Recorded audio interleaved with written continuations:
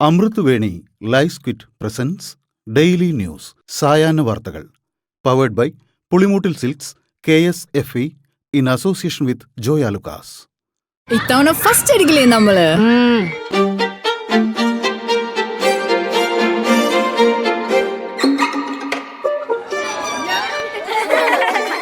കുട്ടികൾക്കൊക്കെ പെയിൻ ശല്യം ഉണ്ടാകും. അതുകൊണ്ട് ലൈസ് കിറ്റ് ഉപയോഗിച്ച് ക്ലാസ്സിൽ വരാൻ പ്രത്യേകം ശ്രദ്ധിക്കണം. ലൈസ് കിറ്റ് ലൈസ് റിമൂവർ പെയിൻ ശല്യത്തിൽ നിന്നും ഉടനടി ആശ്വാസം. നമസ്കാരം, ഞാൻ നീതു കൃഷ്ണ. ഡെയിലി ന്യൂസിന്റെ സായാഹ്ന വാർത്തകളിലേക്ക് സ്വാഗതം. ഇന്ന് ജൂലൈ 23 ബുധനാഴ്ച.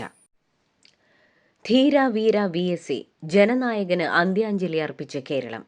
അന്തരിച്ച മുൻ മുഖ്യമന്ത്രി VS അച്യുതാനന്ദന്റെ സമരഭരിത ജീവിതത്തിന് കേരളം നൽകുന്നത് അവിസ്മരണീയ യാത്രയയപ്പ്. തിരുവനന്തപുരത്ത് നിന്ന് ഇന്നലെ പുറപ്പെട്ട വിലാപയാത്ര ജനസാഗരത്തിന് നടുവിലൂടെ 22 മണിക്കൂർ പിന്നിട്ടാണ് പുന്നപ്രയിലെ വേലിക്കകത്ത് വീട്ടിലെത്തിയത്. പെരുമഴയെ തോൽപ്പിച്ചും ജനക്കൂട്ടം കണ്ണേ കരളെ മുദ്രാവാക്യങ്ങളുമായി തെരുവുകളെ നൊമ്പരക്കടലാക്കി മാറ്റി. എല്ലാ വഴികളും VSലേക്ക് ഒഴുകിയെത്തുന്ന കാഴ്ചയ്ക്കാണ് കഴിഞ്ഞ മണിക്കൂറുകളിൽ കേരളം സാക്ഷ്യം വഹിച്ചത്. അന്തരിച്ച മുൻ മുഖ്യമന്ത്രി VS അച്യുതാനന്ദന്റെ വിലാപയാത്ര തിരുവനന്തപുരത്ത് നിന്ന് പുന്നപ്രയിലെത്താൻ വൈകിയതോടെ VSന്റെ സംസ്കാര സമയത്തിലടക്കം മാറ്റം വരുത്തി. VSന്റെ സംസ്കാരം വൈകിട്ടോടെയാകും നടത്തുക. ആലപ്പുഴ CPM ജില്ലാ കമ്മിറ്റി ഓഫീസിലെ പൊതുദർശന സമയവും വെട്ടിച്ചുരുക്കിയിട്ടുണ്ട്. DCയിൽ അരമണിക്കൂർ നേരം മാത്രമാകും പൊതുദർശനം. Beach recreation ഗ്രൗണ്ടിലും പൊതുദർശനമുണ്ടാകുമെന്ന് അറിയിപ്പുണ്ട്. ശേഷം വൈകിട്ടോടെയാകും രക്തസാക്ഷികളുടെ വീരസ്മരണകൾ ഇരമ്പുന്ന പുന്നപ്രയിൽ VS അനശ്വരനാകുക. പുന്നപ്ര സമരനായകന് അന്ത്യവിശ്രമം വലിയ ചുടുകാട്ടിൽ പ്രത്യേകം സ്ഥലത്ത്. കമ്മ്യൂണിസ്റ്റ് നേതാക്കളായ TV തോമസിന്റെയും PT പുന്നൂസിന്റെയും അന്ത്യവിശ്രമ ഭൂമിക്ക് സമീപത്താണ് VSന്റെ സംസ്കാരം നടക്കുക. കാസർഗോഡ് ചെറുവത്തൂർ വീരമലക്കുന്നിൽ മണ്ണിടിച്ചിൽ. ഇന്ന് രാവിലെയാണ് സംഭവം.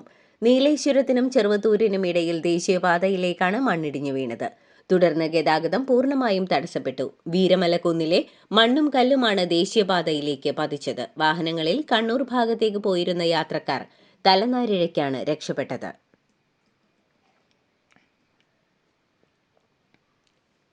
യമനിൽ വധശിക്ഷയ്ക്ക് വിധിക്കപ്പെട്ട് ജയിലിൽ കഴിയുന്ന മലയാളി നഴ്സ് നിമിഷപ്രിയയുടെ മോചനത്തിനായി സാധ്യമായ എല്ലാ ശ്രമങ്ങളും നടത്തുന്നുണ്ടെന്ന് വിദേശകാര്യ വക്താവ് രൺധീർ ജയ്സ്വാൾ വ്യക്തമാക്കി.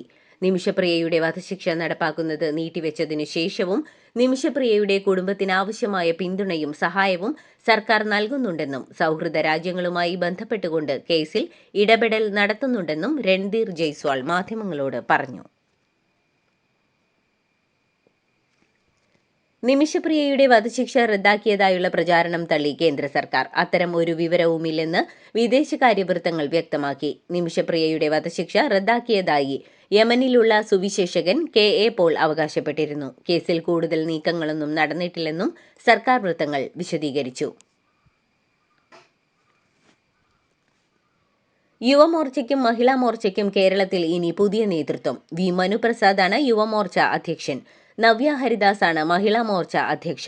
BJP സംസ്ഥാന അധ്യക്ഷൻ രാജീവ് ചന്ദ്രശേഖറാണ് പുതിയ ഭാരവാഹികളെ പ്രഖ്യാപിച്ചത്. OBC മോർച്ചയുടെ അധ്യക്ഷനായി M പ്രേമൻ മാസ്റ്ററെയും SC മോർച്ചയുടെ അധ്യക്ഷനായി ഷാജുമോൻ വട്ടേക്കാടിനെയും പ്രഖ്യാപിച്ചു. ഷാർജയിൽ മരിച്ച വിഭജികയുടെ മൃതദേഹത്തിന്റെ ഇൻക്വസ്റ്റ് നടപടി തുടങ്ങി. ഇന്നലെ രാത്രിയാണ് വിഭജികയുടെ മൃതദേഹം നാട്ടിലെത്തിച്ചത്. തിരുവനന്തപുരം മെഡിക്കൽ കോളേജ് ആശുപത്രിയിലാണ് റീപോസ്റ്റ്മോർട്ടം നടത്തിയ ശേഷം കൊല്ലത്തെ വീട്ടിലേക്കാണ് കൊണ്ടുപോകുന്നത്. വിഭജികയുടെ മകൾ വൈഭവിയുടെ മൃതദേഹം കഴിഞ്ഞ ദിവസം ഷാർജയിൽ സംസ്കരിച്ചിരുന്നു. ചൈന, വിയറ്റ്നാം തുടങ്ങിയ രാജ്യങ്ങളിലുണ്ടായ ശക്തമായ വിഫ ചുഴലിക്കാറ്റിന്റെ പ്രതിഫലനം കേരളത്തിലും. തെക്കൻ ചൈനയിൽ ഉൾപ്പെടെ വീശിയടിച്ച വിഫയുടെ സ്വാധീനത്തിൽ കേരളത്തിൽ വെള്ളിയാഴ്ച മുതൽ അതിശക്തമായ മഴയുണ്ടായേക്കാമെന്ന് കാലാവസ്ഥാ വകുപ്പ് മുന്നറിയിപ്പ് നൽകിയിരിക്കുകയാണ്. അതിതീവ്ര ചുഴലിക്കാറ്റായ വിഫയുടെ അവശിഷ്ടം ചക്രവാത ചുഴിയായി ബംഗാൾ ഉൾക്കടലിൽ പ്രവേശിക്കും. ഇതിന്റെ സ്വാധീനത്തിൽ ന്യൂനമർദ്ദം രൂപപ്പെടാനുള്ള സാധ്യതയുണ്ടെന്നാണ് നിഗമനം. വ്യാജരേഖ ചമച്ചും ആൾമാറാട്ടം നടത്തിയും നഗരത്തിലെ വീടും സ്ഥലവും വിദേശവാസിയായ ഉടമ അറിയാതെ 1.5 കോടി രൂപയ്ക്ക് മറിച്ചുവിറ്റ കേസിൽ ഒരാൾ കൂടി അറസ്റ്റിൽ. തട്ടിപ്പിന്റെ പ്രധാന സൂത്രധാരൻ വെണ്ടർ അനന്തപുരി മണികണ്ഠന്റെ അനുജനായ ആറ്റുകാൽ പുത്തൻകോട്ട സ്വദേശി മഹേഷാണ് പിടിയിലായത്. വ്യാജമായി ഉണ്ടാക്കിയ ആധാരം ജനറേറ്റ് ചെയ്തിരിക്കുന്നതും ആധാരം എഴുത്തുകാരനായ മഹേഷിന്റെ ലൈസൻസ് നമ്പർ ഉപയോഗിച്ചാണെന്ന് കണ്ടെത്തിയതിനെ തുടർന്നാണ് മ്യൂസിയം പോലീസ് ഇയാളെ അറസ്റ്റ് ചെയ്തത്. കരിപ്പൂരിൽ നിന്ന് ദോഹയിലേക്ക് പുറപ്പെട്ട എയർ ഇന്ത്യ വിമാനം കരിപ്പൂർ വിമാനത്താവളത്തിലേക്ക് തന്നെ അടിയന്തരമായി തിരിച്ചിറക്കി. വിമാനത്തിന്റെ സാങ്കേതിക തകരാർ കാരണമാണ് തിരിച്ചിറക്കിയതെന്ന് വിമാനത്താവള അധികൃതർ വിശദീകരിക്കുന്നു. വിമാനത്തിന്റെ AC തകരാറായതാണ് എന്നാണ് വിശദീകരണം. അന്താരാഷ്ട്ര ബഹിരാകാശ നിലയത്തിൽ കഴിഞ്ഞ ആദ്യ ഇന്ത്യക്കാരൻ ശുഭാംശു ശുക്ലയെക്കുറിച്ച് NCERT സിലബസിലെ 5ാം ക്ലാസ്സുകാർ പഠിക്കും. ബഹിരാകാശത്തു നിന്ന് കണ്ട ഭൂമിയെക്കുറിച്ച് അദ്ദേഹം പറഞ്ഞതും പഠിക്കും. പരിസ്ഥിതി പഠന പുസ്തകത്തിലെ ഭൂമി നാം പങ്കിടുന്ന വീട് എന്ന അധ്യായത്തിലാണ് ഇത് ഉൾപ്പെടുത്തിയിരിക്കുന്നത്.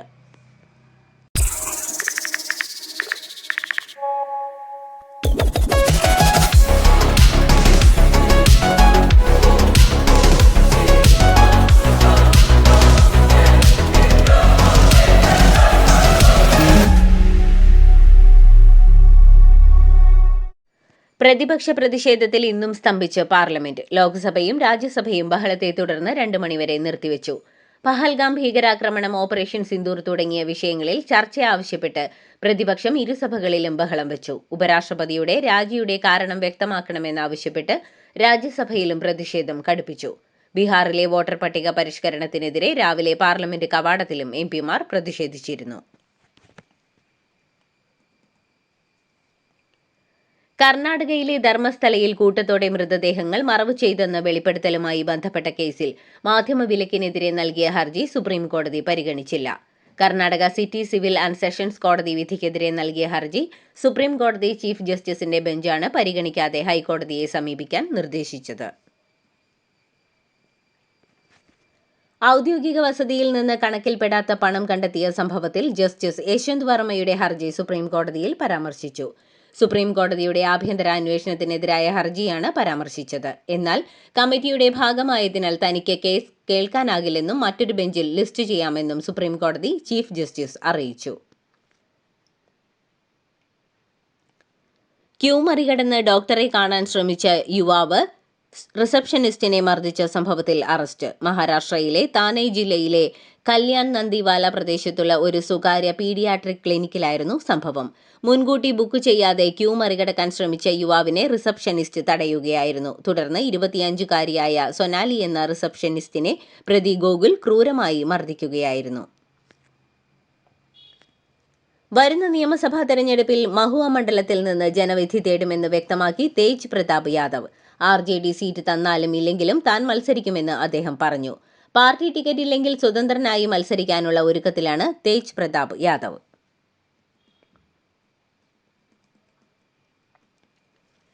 ദില്ലിയിൽ ഇന്നലെ വൈകുന്നേരം മുതൽ തുടരുന്ന കനത്ത മഴയെ തുടർന്ന് നഗരത്തിലെ നിരവധി പ്രദേശങ്ങളിൽ വെള്ളക്കെട്ടും ഗതാഗതക്കുരുക്കും രൂപപ്പെട്ടു.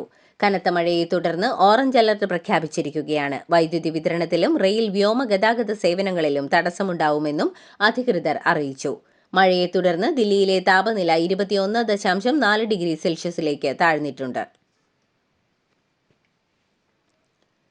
ഉപരാഷ്ട്രപതി ജഗ്ദീപ് ധൻഖറിന്റെ രാജിക്ക് പിന്നിൽ ആരോഗ്യപരമായ കാരണങ്ങൾ മാത്രമല്ലെന്ന് റിപ്പോർട്ട്. ഹൈക്കോടതി ജസ്റ്റിസ് യശ്വന്ത് വർമ്മയുടെ വീട്ടിൽ നിന്ന് പണക്കെട്ടുകൾ കണ്ടെത്തിയ സംഭവത്തിൽ പ്രതിപക്ഷ MP-മാർ അവതരിപ്പിച്ച പ്രമേയം അംഗീകരിക്കണമെന്ന ധൻഖറിന്റെ ആഹ്വാനം കേന്ദ്ര സർക്കാരിന് ഇഷ്ടമാകാത്തത് രാജിയിലേക്ക് നയിച്ച രാഷ്ട്രീയ കാരണങ്ങളാണെന്ന് മാധ്യമങ്ങൾ റിപ്പോർട്ട് ചെയ്തു.